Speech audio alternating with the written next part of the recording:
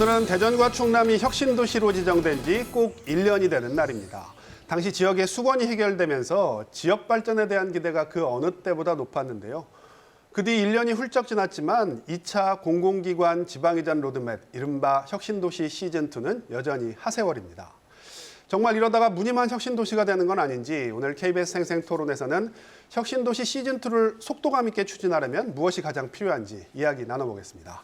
그럼 먼저 오늘 토론에 함께 하실 분들부터 소개하도록 하겠습니다. 산업연구원 국가균형발전연구센터 정윤선 연구위원 나오셨습니다. 안녕하세요. 공주대 지리학과 진종원 교수 시간 내주셨고요. 안녕하세요. 충남시민재단 이상선 이사장 함께하겠습니다. 예, 반갑습니다. 마지막으로 단국대 정책경영대학원 이희성 교수 나오셨습니다. 안녕하세요. 본격적인 토론에 앞서서 저희가 영상부터 보시고 이야기 이어가겠습니다.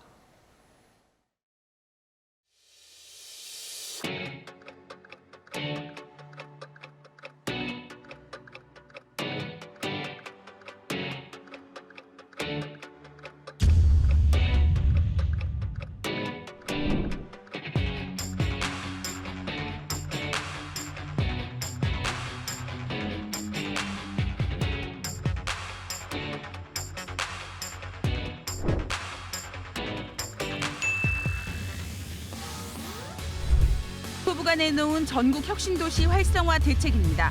올해 485억 원을 투입해 산학연 클러스터를 추진하는데 대전, 충남은 쏙 빠졌습니다.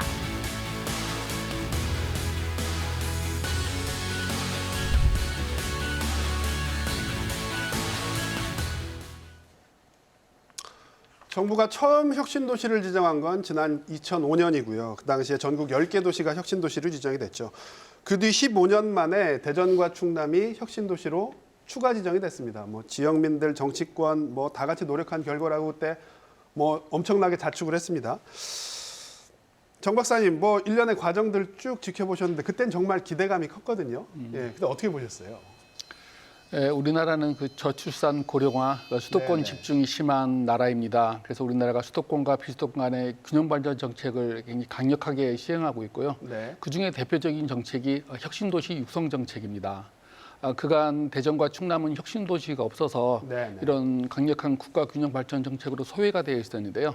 이번에 지정되어서 다시 한번 지역이 발전하게 된 계기를 마련했다는 데 큰 의의가 있는 것 같습니다. 예. 일단 혁신도시 관련해서는 혁신도시 특별법에서 혁신도시를 종합적으로 육성하고 체계화시키는 그런 법률이 있고요. 네. 또 5년마다 한 번씩 국가 중앙계획으로 계획을 수립해서 시행을 하고 있습니다. 이 네네. 계획에는 정주여건뿐만 아니라 산학연 클러스터, 산업기반, 그리고 문화, 정주여건 환경 등 6개 항목에 대해서 발전을 시키려고 계획을 수립하고 있고요. 대표적으로 우리가 쓸 수 있는 걸로 왜 규제개혁 특구라고 있습니다. 네네네. 그래서 어떤 기존의 어떤 규제를 완전히 풀이하게 해주는 것들이 있는데요. 현재 그 규제개혁 특구로 지정된 혁신도시가 부산, 강원, 경북 이 지정이 됐고요. 또 네네. 이거 말고 또 연구개발 특구가 있습니다. 우리 대덕 연구개발 네네. 특구처럼 이런 특구를 시켜서 어떤 지원을 해주는 게요. 대구, 부산, 전북이 네네. 전국 5개 중에 혁신도시가 3개로 지정돼서 굉장히 많은 정부가 지원을 해주고 있다. 그래서 이런 정부의 지원을 종합적으로 받을 수 있는 계기를 마련하기 때문에 상당히 좋은 사례라고 볼 수가 있다고 생각합니다. 1년 전에는 지금 말씀해 주신 거가 가슴에 와 닿는데 그 뒤 1년이 지났습니다. 1년이 지나고 시즌2가 언제 시작될 거냐 계속 논의를 해왔는데 아직도 감감무소식이거든요. 진 교수님, 사실 대전하고 충남이 제외됐던 건 세종시가 있었기 때문이잖아요. 네, 맞습니다. 그런데 사장이 세종시가 어떤 블랙홀 역할을 해버렸고 네. 예, 그래서 혁신도시에 대한 갈망이 더 컸습니다. 네. 그래서 그 당시에 더 기뻤던 것 같은데 네. 그 당시에 어떠셨어요? 네, 그 당시에 시기적으로는 늦긴 했지만 그래도 네네. 적절한 시기였다라고 생각을 합니다. 의미를 아주 간략하게 말씀드리면 네네. 중천권에서 상생 발전에 실질적인 기반이 마련됐다. 네, 말씀하신 대로 세종시가 형성이 되고 또 대전에는 R&D 기반이 있으니까 충남 대전은 뭐 빼도 되지 않겠냐라고 네, 했는데 네. 실제로 세종시가 만들어지는 과정에서 이렇게 혁신 거점을 골고루 충청권 전체에 형성을 시켜야 되는데 네, 네. 사실 혁신 도시 중심의 균형 발전 정책으로 가다 보니까 네, 네. 충남과 대전이 이제 소외되는 결과가 네, 나타났죠. 근데 1년 전이 어떤 시기였냐면은 이제 지난 여름부터 행정수도 완성론이 나오고 네. 또 각 권역별로 메가시티 전략이 구체화되고 이 얘기 나오기 이게 뭐냐면 시작했죠. 이제 지역별로 뭔가 그리고 국가적으로 균형 발전의 큰 그림을 다시 그려봐야 된다. 이제 네. 이런 인식이 강화되고 있던 제기되고 있던 시점이었거든요. 네, 그래서 그 시점에서 충남과 대전의 혁신 도시가 새로 지정됐다라는 네. 것은 이제 그런 측면에서 균형 발전의 큰 그림 속에서 혁신 도시의 역할이 또한 중요하기 때문에 네, 이제 적절한 그런 의미에서 적절한 시기였다라고 생각합니다. 네.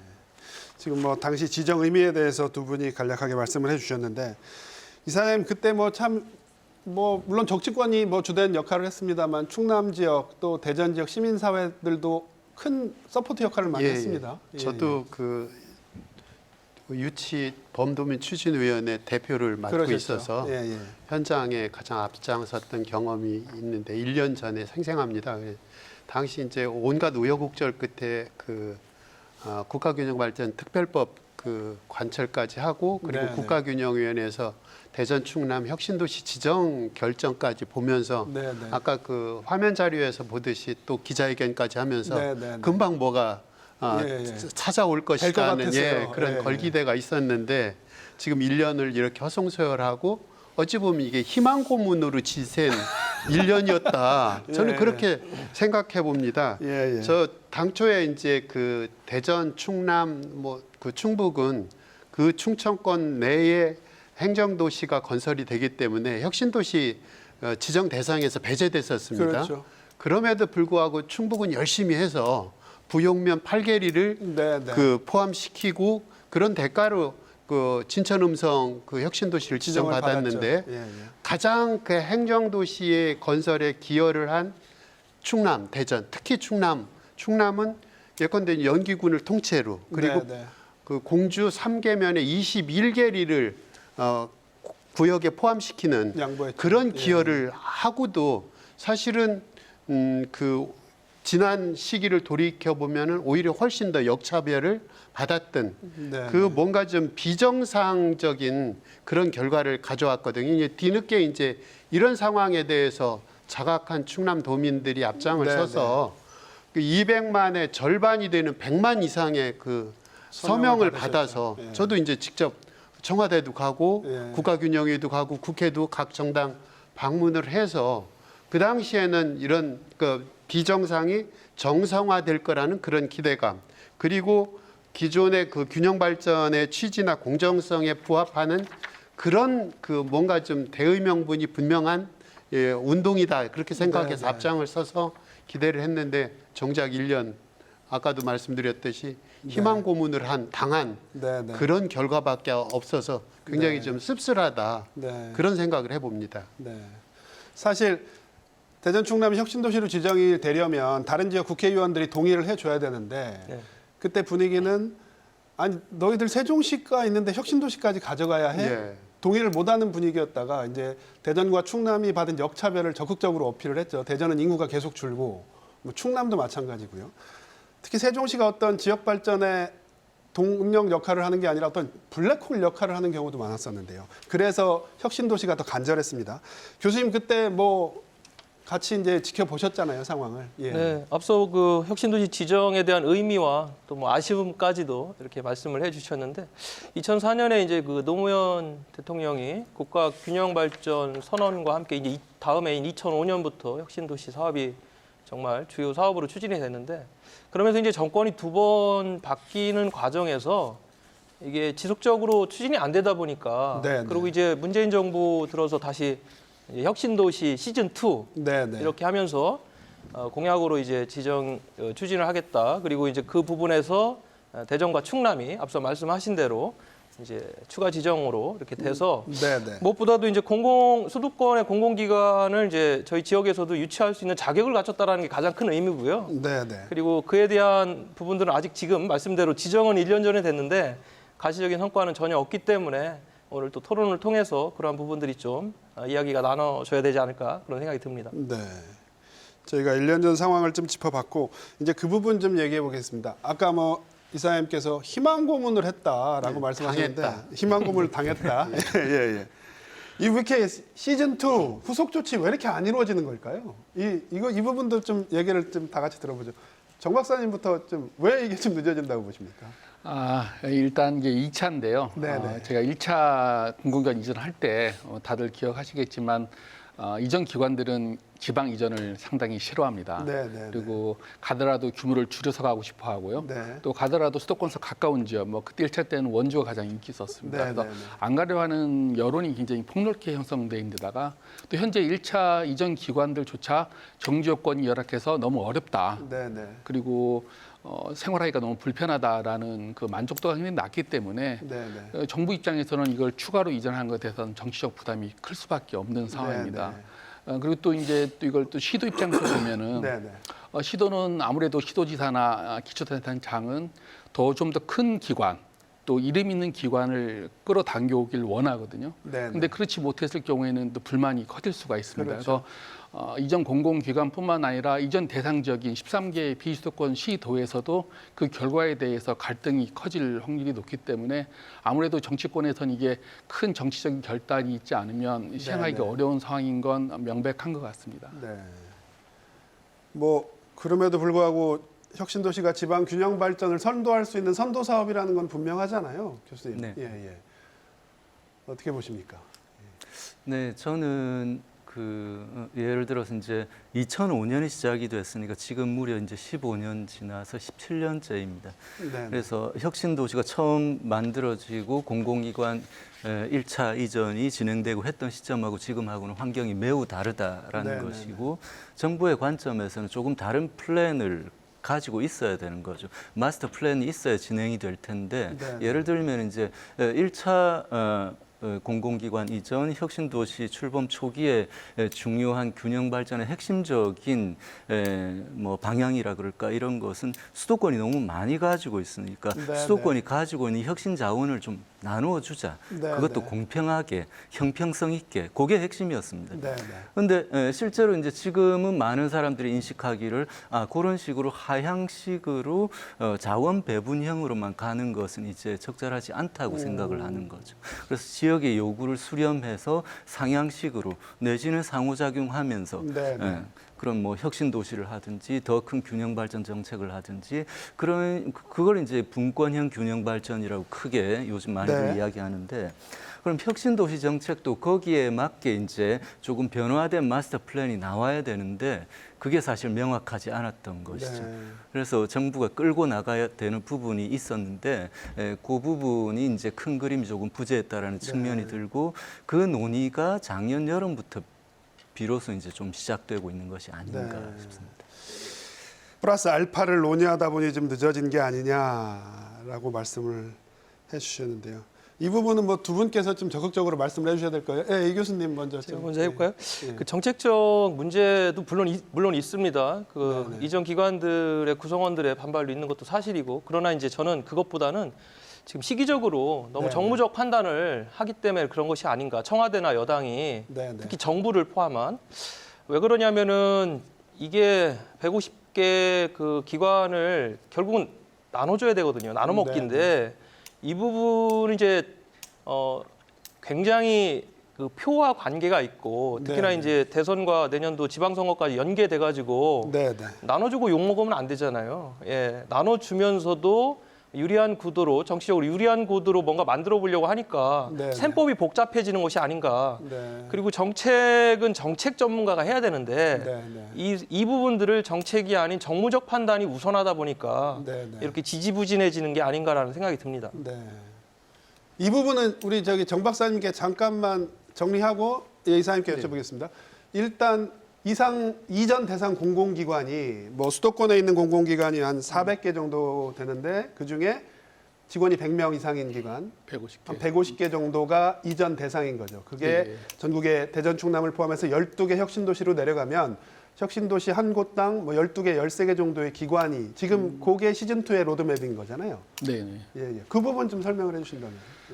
이제 균형발전 특별법이 있습니다. 네, 국가균형발전 특별법에는 수도권에 있는 공공기관은 지방으로 이전해야 한다라고 그 당위 규정이 있고요. 네, 네. 지금도 국가균형발전법에 의해서 이전을 명령할 수가 있습니다. 근데 앞서 토론자분께서 말씀하신 것처럼 이게 그냥 단지 이전만 해서는 여론이 나빠지고 정치적 영향을 받기 때문에 정부나 정치권에서는 상당히 심도 있게 고려를 하고 있는 상황인 것 같습니다. 네. 그래서 지금 말씀해주신 2차 공공기관 이전은 150개가 그 대상이 되고 있고요. 네. 그 150개 대상이 12개 지역으로 골고루 갈 것인지 네. 아니면 새로 지정된 충남과 대전을 우선적으로 주고 다른 기관으로 갈 것인지 네. 또 지금 하나 중요한 사항 중에 하나가 뭐냐면 광주와 전남은 혁신도시가 하나입니다. 네. 예, 하나밖에 없는데 광주는 계속 배려를 안 할 것인지에 대한 문제가 남아 있습니다. 그래서 그 부분은 또 혁신도시를 네. 둘로 나눌 것이냐 이 문제가 걸려 있군요. 예, 그래서 혁신도시를 어떻게 분배할 건지, 어떤 기준으로 분배할 건지, 과거의 그 특성화를 그대로 유지할 것인지에 대한 결정이 아직까지 공론화는 수면 위에서 안 되고 있는 상황입니다. 네. 지금 이런 상황에서 이사장님, 뭐 김부겸 총리는 뭐 조만간 밝히겠다. 뭐 지난달 대정부질문 이 조만간이 도대체 언제인지 모르겠어요. 제가 이제 예. 그런 걸 빗대서 희망 고문을 당한 예, 1년이었다고 생각하는데, 근데 이제 그 문재인 정부의 그 한계라는 이 분권과 균형 발전이라는 요 카테고리 내에서 한계를 좀 들여다보고 싶은데 네, 네. 그런 관점에서 좀 판단해 볼 필요도 있지 않을까 그런 생각이 듭니다. 네, 네. 이제 뭐 대통령은 그 연방제에 준하는 분권, 균형 발전, 혁신 정책을 시행하겠다고 그걸 공약화로 내걸었었고, 그런 걸 걸기대를 했음에도 불구하고 지금 이 혁신도시라든가 기타 국가균형 발전 정책에 뚜렷한 성과가 없는 이면에는 네, 네. 저는 인재의 이 발탁에 한계가 있다는 생각이 듭니다. 네. 예컨대 이제 그 뭐 청와대라든가 이 뭐 국가균형이라든가 관련 부서라든가 여기에 이 대통령의 의지만 담겨 있다 그런다면 국정 철학에서 밝힌 이 분권과 균형 발전 혁신 도시에 대해서 일정하게 그게 실행을 할 수 있는 인적 자원들을 적재적소에 배치를 해야 됐는데 네, 네. 지금 저희가 그 한 4년 동안 지켜보면 국가균형이라든가 청와대라든가 해당 관련 산자부라든가 행안부 이런 데 포진돼 있는 관련 부서의 그 인적 자원들을 보면 전문성이나 어떤 그 실전 경력이라든가 경험 같은 게 전혀 없는 사람들. 저는 네. 이거를 정책 인사를 했어야 되는데 정무 인사로 하다 보니까 오늘날 이 모양이 된 것이 아닌가, 한계에 부닥친 거 아닌가, 네. 겸허하게 좀 반성을 해야 된다. 네, 네. 그런 판단을 해봅니다. 네.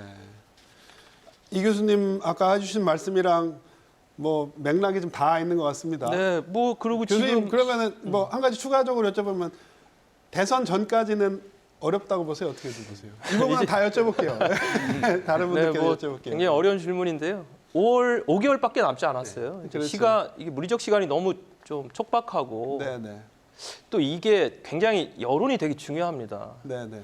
지금 부동산이라는 건 아마 다음 대선에서 가장 뜨거운 이슈가 될 수밖에 없고 그렇죠. 예, 예. 우리가 혁신도시 지정된 이후에 엄청난 부동산 투기와 폭등이 일어난 건 사실이었고 네, 그리고 또 한 가지는 지금 대장동 관련 그 토건 비리라고 이야기하는 네, 네. 개발에 대한 것도 굉장히 지금 비난 여론이 드센 상황에서 네, 네. 이것을 앞서 말씀하신 그 명확한 기준 없이 네, 네. 12개 지역에 나누어졌을 때 네, 네. 그 후폭풍이 만만치 않을 거예요. 예. 그러면 그런 정치적 부담을 부담. 갖고 과연 추진할 것인가? 네. 거기에 제 개인적으로는 좀 부정적 견해를 갖고 있습니다. 대선 전까지는 힘들 것이다. 예. 저는 동의하. 그럼에도 불구하고 네, 네.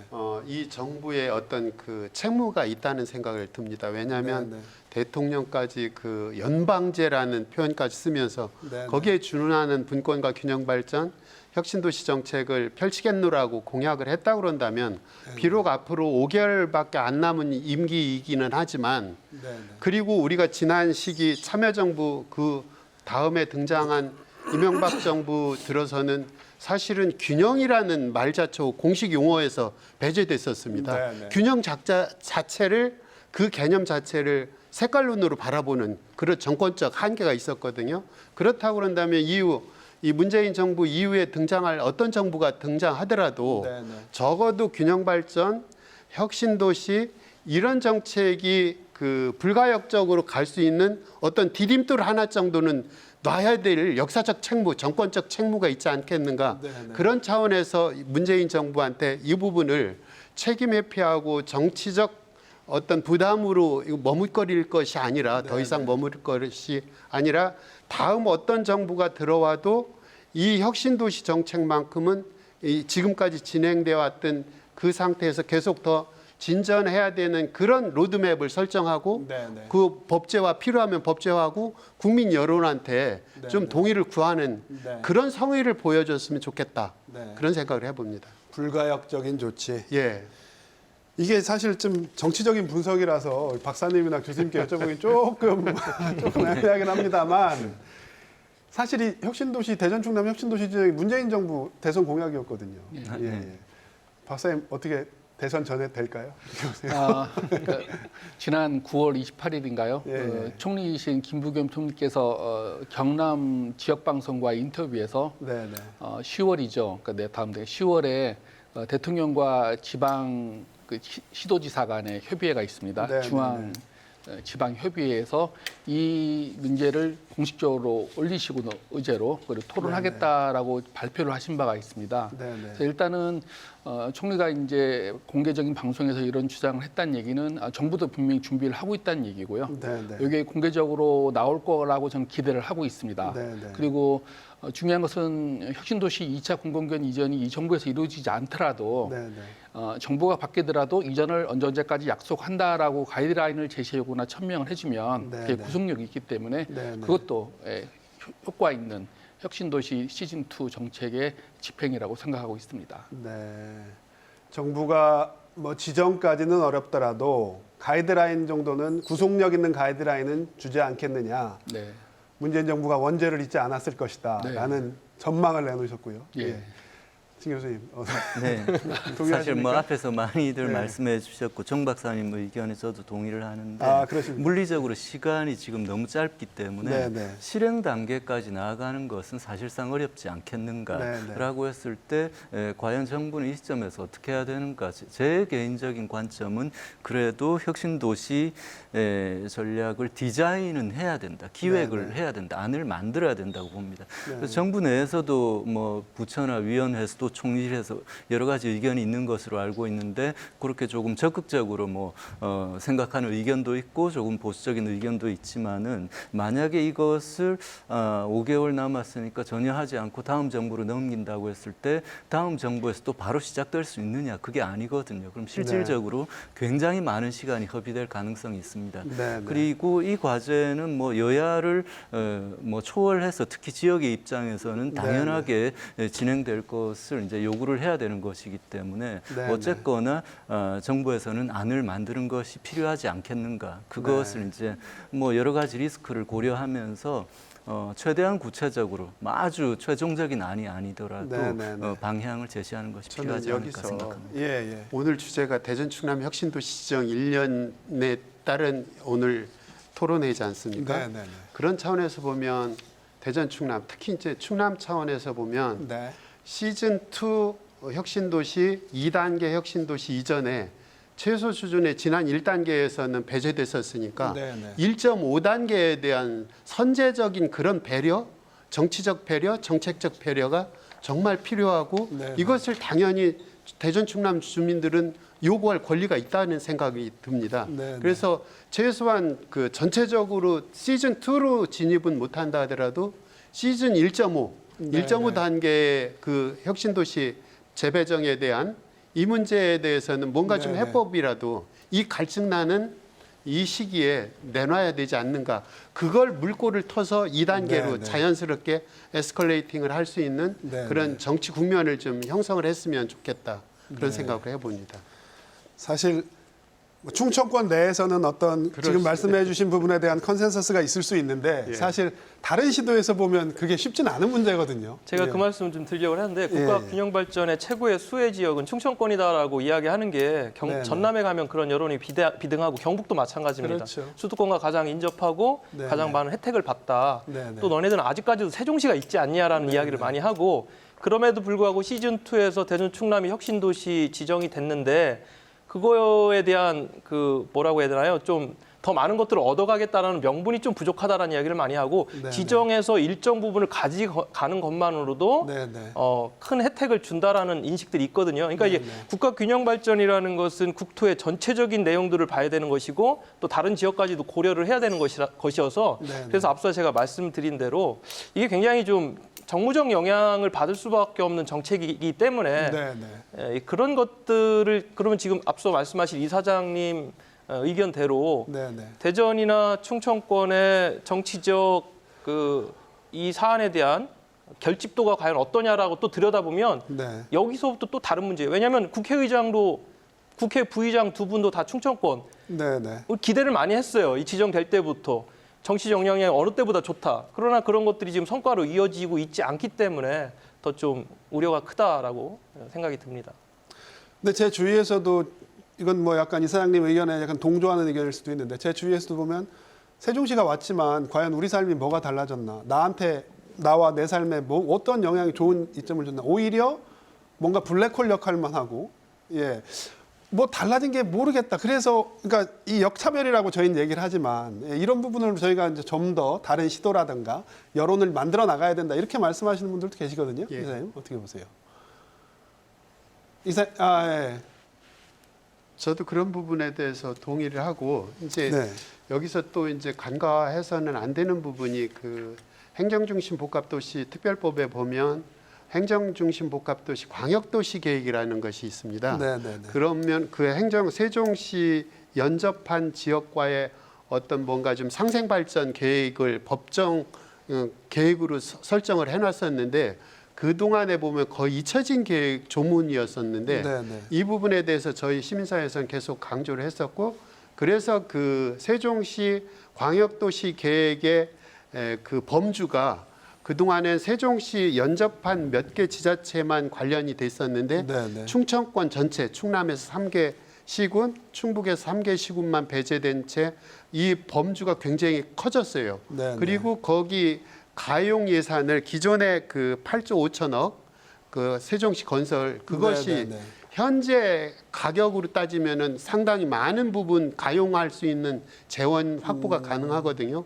그런 걸 활용한 이 지금 말씀하셨던 블랙홀 현상에 대한 피해의식이라든가 이런 걸 상쇄시키고 충청권을 상생할 수 있는 그런 뭔가 좀 큰 그림을 마스터 플랜을 세울 수 있지 않겠는가. 네, 네. 거기에 더불어서 지금 이제 진 교수님 나와 계십니다만 지금 메가시티 리전 계획이 아마 대선을 통해서 네. 가시화가 될 겁니다. 네, 네. 그렇다고 그런다면 그 맥락과 일치시키는 접근법을 찾는다 그러면 네, 네. 충청권의 출구는 훨씬 더 가능성이 크지 않을까. 그런 관점에서 좀 한번 이번 사안들을 들여다볼 필요가 있겠다 싶습니다. 출구가 가까이 있을 수도 있다. 예. 정 박사님, 이춘희 세종시장이 그런 얘기를 했거든요. 올해 안에 세종시장인데도 불구하고 올해 안에 대전 충남이 혁신도시로 지정이 돼야 된다. 올해를 넘기고 정권이 바뀔지 어떨지 모르겠습니다. 올해를 넘게 되면 이게 2, 3년 더 늦어질 것이다. 아까 진 교수님 말씀하신 거랑 또 좀 맥이 다 있거든요. 사실 저도 그렇게 되기 때문에 저희가 좀 더 속도감 있게 이걸 좀 추진해야 되지 않겠나라는 생각이 드는데 어떻게 보세요? 예, 일단 혁신도시가 지정이 됐으면 네네. 지구 지정도 돼야 되고 2차 공공 이전도 돼서 네네. 스타트를 빨리 하는 것이 도시 발전에 상당히 도움이 되는 건 사실입니다. 네네. 그렇지만 뭐 어쨌거나 이 정부의 대선 공약이기도 하고 네네. 주된 균형 발전 정책의 핵심인데도 불구하고 지금 안 되고 있는 건 상당히 유감스러운 일입니다. 네네. 그래서 이제 제가 말씀드린 바와 같이 현재 정부가 시간이 상당히 적게 남았기 때문에 정부가 바뀌어서 네네. 다른 정부가 들어오더라도 이번 정부에서 결정한 걸 바뀌지 못할 그 네네. 담보를 할 수 있는 네. 정책 결정을 하는 게 중요한 것 같고요. 네, 네. 다행히 아까 말씀드린 대로 총리께서 네, 분명히 네. 대통령께서 시도지사한테 어떤 얘기를 하실 거라고 말씀을 하셨고요. 네, 네. 또 이번 달에 그런 계획이기 때문에 네. 저는 이걸 긍정적으로 그냥 부정적으로만 볼 이유는 또 없다고 봅니다. 네. 그래서 이번에 대통령께서 정치적 결단을 하셔서 네, 네. 2차 공공연 이전뿐만 아니라 새로 지정된 2개의 도시 네, 그리고 네. 또 광주를 어떻게 할 것인지에 대한 네, 네. 결단을 내려서 집행을 하시면 네. 시행은 못하겠지만 네, 네. 다음 정부가 이어서 갈 수 있는 그런 계기를 마련할 수 있다 이렇게 보고 있습니다. 네. 문재인 정부가 못을 박는 역할까지는 해야 된다는 말씀이시고요. 예, 진 대모실 교수- 할 거예요. 대모 진 교수님 이게 요즘은 네. 대선 주자들, 대선 후보들 뭐 저희도 많이 찾아오고 하는데요.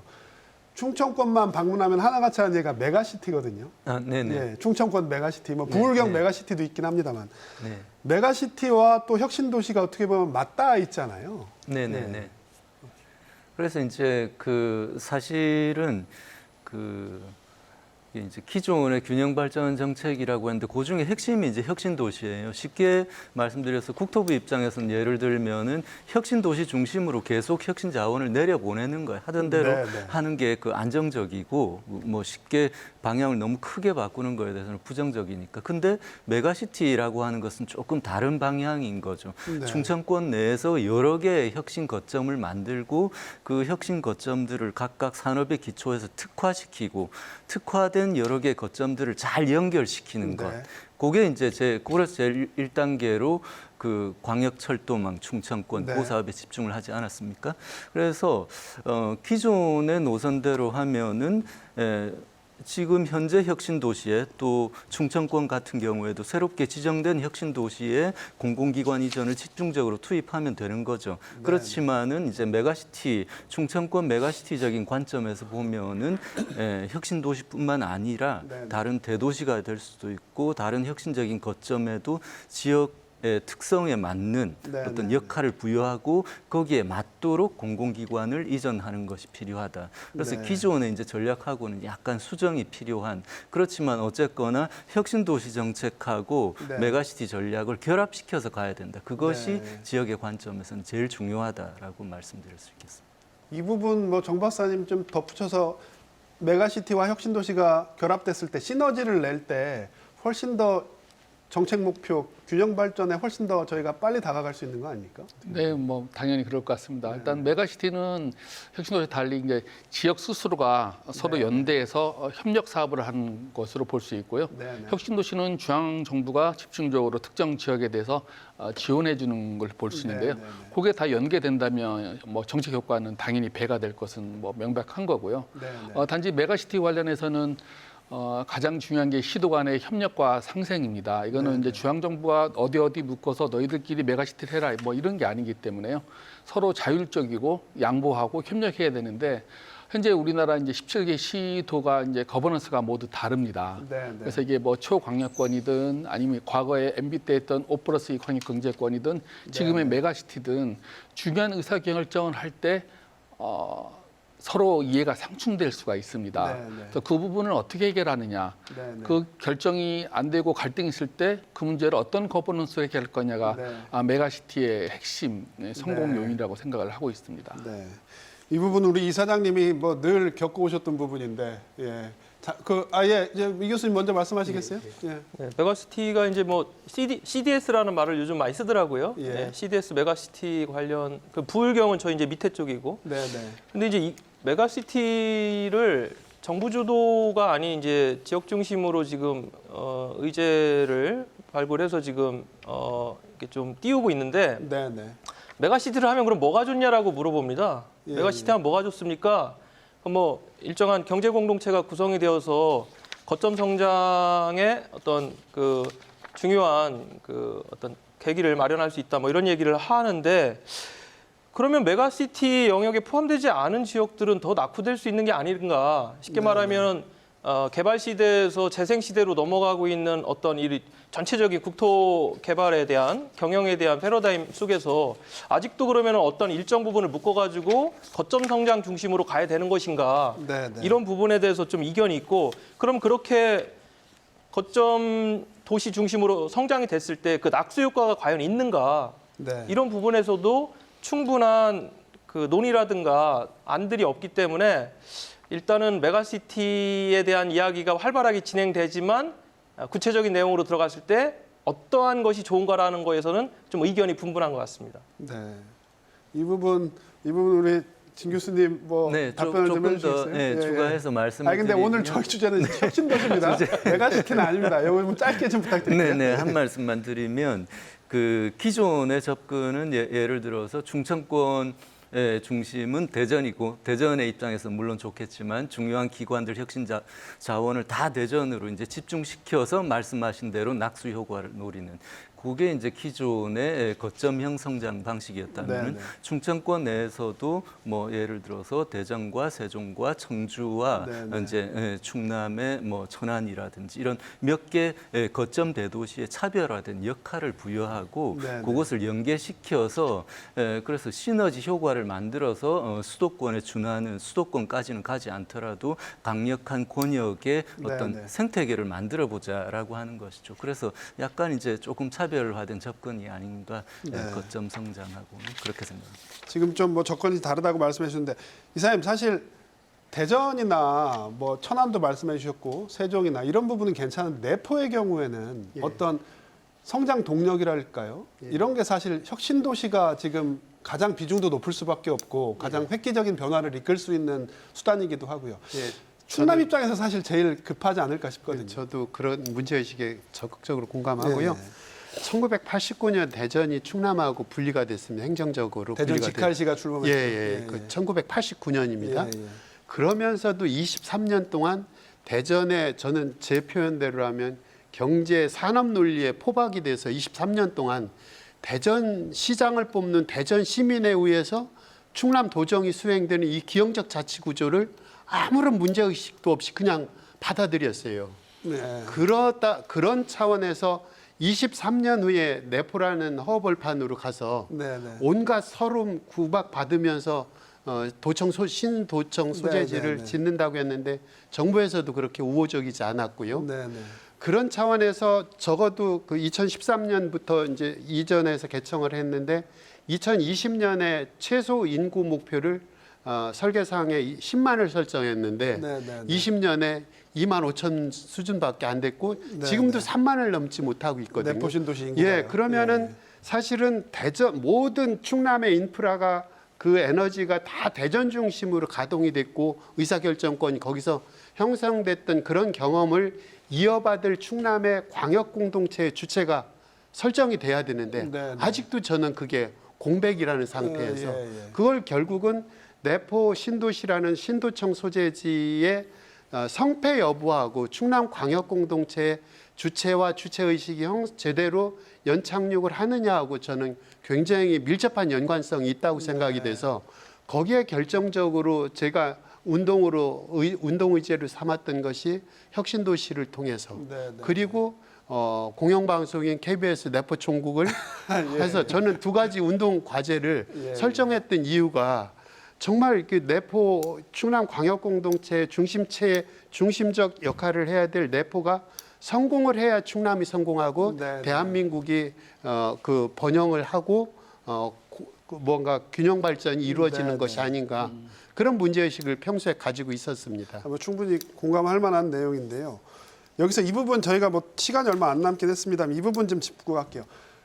그렇다면 과연 혁신도시가 만사형통의 지름길이냐, 혁신도시만 옮겨가면 지역 균형 발전이 되느냐 이 부분에 대해서는 또 평가를 되게 박하게 하시는 분들도 많습니다. 네. 어떤 인구 이동 효과도 한시적이었고 기업이 가야 되는데 기업은 여전히 서울에 있고 뭐 심지어 더 혁신도시 특공 논란까지 이렇게 계속 불거졌는데요. 박사님 어떻게 성장 동력이 될 수 있다고 보십니까? 여전히? 사실 이 얘기를 먼저 하고 저희가 다른 얘기를 했어야 되는데 순서가 좀 바뀌긴 했습니다. 네, 상당히 중요한 질문이시고 의미 있는 질문인데요. 네, 네. 저는 일단 뭐 결론부터 말씀드린다면 도시라는 건 생명체이기 때문에 어느 날 하루아침에 자판기에서 물건 붙듯이 완성되지는 않습니다. 네. 그래서 뭐 서울이라는 도시도 500년 이상 된 도시고요. 네, 네. 대전도 뭐 그러하고요. 그래서 그 많은 시간이 걸리기 때문에 가시적인 성과를 이룬 데는 좀 시간이 걸린다. 네, 네. 그런 차원에서 현재 혁신도시가 물론 불만족스럽지만 이게 늦은 건 아니다. 네, 이 정도의 도시를 전국에 10개 정도 유지한다는 것 자체도 굉장한 성과라고 보고요. 네. 또 가까운 일본도 우리와 똑같은 상황입니다. 그러니까 네, 네. 거기도 저출산 고령화고 도쿄 일극 중심인데요. 그렇죠. 거기는 이제 정부 기관을 오사카나 나고야로 옮기려고 하는데 못 하고 있습니다. 네. 근데 우리나라는 전격적으로 세종시로 옮겼고요. 네. 또 공공기관도 같이 옮기려고 봐서는 우리나라 정부는 일본이나 다른 나라가 하지 못하는 것들을 적극적으로 하고 있고요. 네, 네. 또 이전에 간 혁신도시를 보면은 상당한 효과가 있습니다. 그 중에 하나가 뭐냐면 이제 인구 증가 효과도 있고요. 네, 네. 그다음에 세수 증가 효과가 대단합니다. 네. 이번에 저희 연구원에서 이제 한전이 가 있는 광주 전남 지역에 지방세가 얼마나 증가했나 맞아요. 봤는데요. 예. 그러니까 나주가 시 같은 경우에는 시지만 재정 여력이 낮은 그런 그렇죠. 지역입니다. 그래서 혁신도시가 들어오기 전에는 지방세 수입이 연간 한 450억 정도 네. 수준이었는데 이 혁신도시가 들어오고 난 다음에 얼마까지 늘었을 것 같습니까? 뭐 한전 워낙 뭐 공룡이잖아요. 뭐 1,100억까지 늘었습니다. 네. 그러면 뭐냐면 가용 재원이 한 지방세만 해도 한 550억 이상 늘었다는 네. 거거든요. 그러면 나주시장님은 나주시를 위해서 더 많은 재원을 쓸 수 있는데 네, 네. 그것도 저는 혁신도시 이전 효과라고 보고 있습니다. 네. 그래서 물론 지금 현재 정주 여건도 완성되지 않았고 빈 상가도 많지만 아마 이것이 앞으로는 점차적으로 개선될 것으로 보여지고 있고요. 네, 또 지금 빨리 이루어지고 있는 수도권 집중에 네, 좀 저지하고 지역을 활성화시키는데 좋은 수단으로 사용되고 있고 사용될 것이라고 믿어 의심치 않습니다. 네. 예. 굉장히 긍정적인 전망을 내주셨는데 진 교수님 대전과 충남의 혁신도시가 들어온다면 공공기관이 이쪽으로 이전을 한다면 지금 정 박사님 말씀하신 그런 긍정적인 효과가 이쪽에서도 그대로 구현이 될까요? 네, 일단은 혁신 도시의 성과가 있었다라고 이제 생각을 하고요. 동의하시는 비판적인 지점이 많지만 이미 많은 설명들을 해주셨고, 네, 네. 근데 이제 그 비판적인 목소리 중에 조금 과장된 부분들도 있어요. 예를 네. 들면은 어떤 혁신 도시의 상가가 70%, 80% 공실이다. 네. 그걸 들여다 보면은 처음에 상가가 너무 많이 이렇게 큰 비중을 차지하고 있었던. 네. 혁신 도시가 3만 사이즈인데 상가는 뭐 예를 들어서 10만 규모로 만들어지고 이렇게 하다 보니까 이제 혁신 도시 자체는 무난하게 잘 되고 있지만 이제 그런 현상이 나타나는 경우가 있습니다. 네. 그래서 저는 이제 혁신 도시도 도시니까 어쨌든 중요한 것은 사람이 행복하게 살 수 있는 매력적인 도시 환경을 만들어야 되는데 네, 네. 그것을 아무것도 없는 데서 만들어가는 것하고 네, 기존의 도시 환경을 활용하면서 만들어가는 것하고 어느 것이 쉬울 것인가 이게 답이 명확하잖아요. 그래서 어떤 혁신 도시는 기존의 이제 원도심이라든지 예. 뭐 도심 지역 부근에 만들어진 곳도 있고 예. 예, 뭐 쉽게 말씀드려서 허벌판에 만들어진 곳도 있고 나중에 평가를 해보니까 네. 당연하게 기존의 도심 지역 혹은 그 인근에 만드는 것이 절대적으로 유리하고 기존의 도시 자원을 활용하는 방안들도 아주 다양하게 나올 수가 있고 이제 그런 측면에서 대전 충남은 이제 기존의 혁신도시 정책에서 우리가 15년 동안 우리가 알게 된 어떤 뭐 교훈을 잘 활용해서 훨씬 뭐 효율적으로 이제 전략을 만들어 나갈 수 있다고 생각을 합니다. 네. 그리고 지금 현재 입지적인 조건들도 나쁘지 않은 허벌판에 네. 만드는 것이 아니라 이제 도시와 도심과 연계된 지역들이기 때문에요. 네. 뭐 시즌 2 얘기가 어떻게 될지 모르겠지만 남들의 실패담을 좀 많이 이렇게 좀 경험을 미리 배울 필요가 있을 것 같습니다. 저희가 뭐 토론 어떻게 벌써 뭐 마무리할 시간이 거의 다 돼서요. 예. 이 교수님 너무 활짝 웃으시는 거 아닙니까? 예.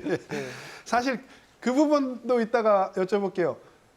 혁신도시의 어떤 이주 비율을 보면 수도권과 가까울수록 나홀로 이주하는 부분이 많더라. 그래서 강원이나 충주 혁신도시는 인구 유입 효과가 적더라. 이런 분석도 있었는데요. 그 부분 이따 마무리 발언 시간에 좀 부탁을 드리고요. 뭐 당연히 마무리 발언은 대전 충남 혁신도시 성공하려면 어떻게 해야 될까 이거 아니겠습니까? 이 부분은 어떻게? 예, 저부터 좀, 예. 마무리 발언 시간 한 1분 정도씩밖에 그렇습니까? 못 드릴 것 같아요. 벌써 예. 예, 2019년 12월 말로 이미 수도권 인구가 비수도권 인구를 넘어섰거든요. 추월했죠. 예, 이건 예. 진짜 국가적 초비상사태로 인식을 해야 되는데 네, 지역민들의 자각이 없다는 문제죠. 네. 지난 참여정부의 국가균형발전 정책으로 내세웠던 것들이 행정도시 세종시하고 혁신도시인데 이것이 노무현 브랜드라는 정파적 편견에 가려져서 네, 낙인이 네, 네. 찍혀서 그동안에 우왕좌왕했던 부분이 있습니다. 그럼에도 불구하고 그 8년 동안 수도권 인구 증가가 멈추어 있는 그런 수치가 나와 있거든요. 네. 그리고 혁신도시 문제에 대해서도 그 만족도가 서서히 높아지고 있어요. 네, 네. 대전에 외청이 오는 것도 안착하는데 한 20-30년 20년 걸렸듯이 이상 혁신도시도 분명히 성공 조짐이 있고 그리고 네. 세종시가 이미 국회의사당, 세종의사당이 좀 가시권에 오다 보니까 정치 행정 수도로 가려고 하는 그 길목에 이미 접어들었으니 네, 네. 혁신도시 문제도 분명히 어떤 성과를 가져가서 네. 국가균형 발전, 이 수도권 초일국 집중, 이 망국적 체제를 좀 네. 극복을 해야 될 그 정치적 선택을 해야 되고 5개월 남은 현 정부한테 좀 간곡하게 강하게. 부탁하는데 예. 이 문제가 그 불가역적으로 갈 수 있는 그 디딤돌 하나 정도는 남겨놔 주시라. 그 요청을 그렇게. 간곡하게 부탁드립니다. 불가역적인 방법 말씀하셨습니다. 예, 이 교수님. 네, 말씀대로 수도권의 인구, 경제 모든 게 집중돼 있죠. 그러나 정치 권력도 수도권에 집중이 돼 있고 국회의원의 네네. 수만 보더라도 65% 이상이 수도권에 집중되어 있습니다. 네, 네. 결국은 이러한 어떤 국가 균형 발전이라는 정책의 이해관계자 그리고 그것들을 결정하는 정치 집단부터 뭔가 바뀌지 않으면 네, 네. 이러한 어떤 지방을 살리는 정책들, 네, 네. 국가 균형 있게 발전하는 정책들이 정권이 바뀔 때마다 다시 제자리 걸음으로 돌아가지 않을까. 시즌 1에서 우리가 그걸 경험했지 않습니까? 네. 도시는 생명체이기 때문에 쭉 연속적으로 이어져야 되는데 맥이 끊기다 보니까 네. 살아나다가 죽어버리고 그래서 앞으로 이런 부분들을 좀 잘 고려해서 지속적인 도시 성장이라든가 혁신 도시로 가야 되지 않을까라는 생각이 듭니다. 네. 정 박사님. 예. 네, 혁신도시는 굉장히 중요한 균형발전 정책이라는 것에 모두가 공감하고 있고요. 네. 일단 지역에서는 중앙에서 주는 것만 기대하고 받기보다는 네. 중앙이 펼치는 정책을 어떻게 우리 지역 발전에 활용해야 될까를 고민해야 될 것 같습니다. 네. 그래서 아까 제가 말씀드린 대로 뭐 규제 특구나 국가혁신 클러스터 또 각종 그 연구개발 특구를 지정해 주는 걸 그 지역의 산업이나 특성과 연계해서 이 지역을 어떻게 발전시킬 건가를 고민해야 될 것 같습니다. 네. 현재 뭐 이제 나홀로 이주가 많고 또 이전 효과가 없지 않냐 하는데 사실상 그럴 수밖에 없습니다. 저도 이제 수도권에 있다 세종시로 이사를 왔는데요. 네. 아이들이 다 중고등학교를 다니게 되면 전부 다 이전하는 건 사실상 어렵죠. 그렇지만 시간이 지나서 그 기관에 새로 신입 사원이 된 종사자들 아마 거기에 가정을 꾸릴 게 분명하고요. 그렇게 된다면 이 정주 여건도 또 정주 인원도 늘어날 것이 분명합니다. 그래서 네. 제가 말씀드린 건 물론 정권이 바뀌어서 이 정책이 바뀔 수는 있지만 현재 뭐 내포나 충남의 내포 또 대전의 그 연축지구 같은 경우에는 주변에 굉장히 좋은 산업들이 많습니다. 예를 들어서 충남 같은 경우에는 천안, 아산, 서산 당진 지역이 북부 공업 벨트 지역에서요. 첨단 미래차나 반도체를 육성하는 데 좋은 환경입니다. 그리고 또 내포가 얼마 전에 수도권까지 50분에 도달할 수 있는 KTX역이 신설이 돼서요. 이 지역을 첨단 산업 연구개발 특구로 발전하기에는 상당히 좋은 환경입니다. 그래서 네, 그게 알겠습니다. 혁신도시를 활용해서 할 수 있다. 뭐 연축지구도 마찬가지입니다. 예. 주변에 대덕 특구가 있고요. 천안, 오송, 세종 그리고 대덕밸리로 이어지는 축선상이 있기 때문에 연구개발을 활용한 첨단 도시로 육성하는 데 상당히 네. 유리한 조건이라고 저는 보고 알겠습니다. 있습니다. 가능성은 충분하니까 지역의 자체 노력이 중요하다라는 말씀이시고요. 예, 진 교수님. 네. 균형 발전이나 이제 지역 발전과 관련된 주요한 뭐 몇 가지 정책들이 있는데요. 곧 혁신 도시도 그 중에 하나라고 보고 또 많이들 관심을 가지고 계시는 충청권 메가시티, 지역 균형 뉴딜 요것들이 사실은 다 연결된 그렇죠. 것이거든요. 네. 그래서 그런데 이제 요걸 개별적으로 보고 지역에서 중앙 부처의 정책에 따라간다라는 생각으로 접근을 하면은 굉장히 많은 중복과 성과도 낮을 것이라는 생각이 들고요.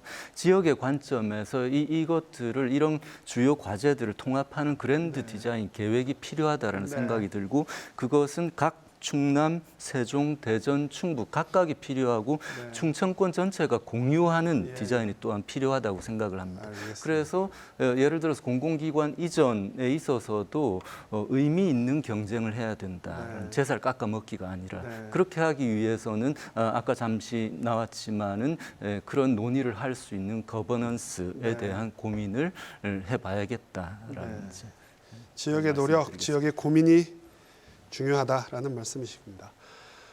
네, 지역을 찾는 여야 후보들마다 너나 할 거 없이 균형 발전을 역설하곤 하죠. 그래서 혁신도시가 늦어질수록 지역민들이 느끼는 허탈감과 소외감은 더 클 수밖에 없습니다. 국회 세종의사당과 대전 충남의 혁신도시가 충청권 발전을 이끄는 두 날개가 되길 기대합니다.